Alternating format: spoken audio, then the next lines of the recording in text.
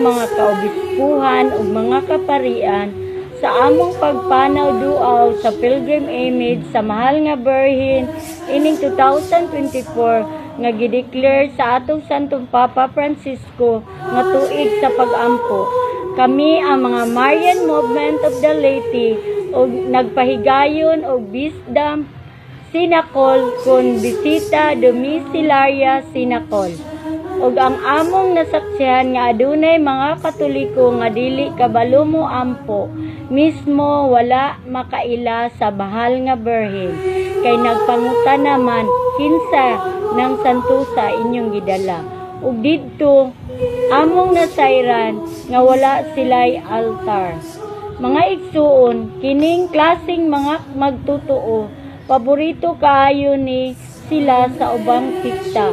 Ug mudani dayon nga wala mamalandong nga mibiya sila sa tinuod nga simbahan nga gitukod ni Jesus. Pinaagi aning Wisdom Sinacol among napabalik ang kainit sa ilang pagtuong Katoliko pinaagi sa pag-ampo sa Santos Rosario o pag-inambitay sa Ebanghelyo. Tanan among apostolado among gibutang sa YouTube ug kini nagtabang sa panghitabo sa dugay nang gipaabot kadaugan sa putli nga kasing-kasing ni Mama Maria. Nga dugay nang gipanagna ngadto kang Padre Gobi nga nagsugod sa Pilipinas.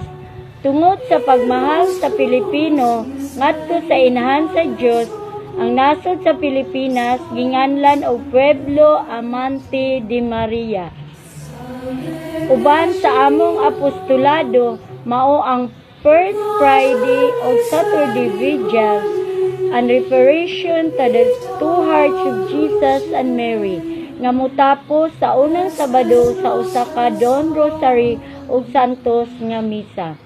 Buot namong ipakuyanap kini nga kalihukan ni Mama Mary nga sa Fatima pa niya gihangyo apan karon lang tutukan pag-ayo aron sa kadaugan sa iyang putli nga kasing-kasing.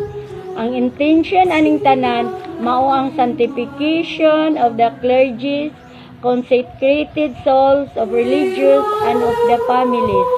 Ubos sa paningkamot nga makatukod kami og mga chapters sa kada diocese ug matag parokya. Daghang salamat.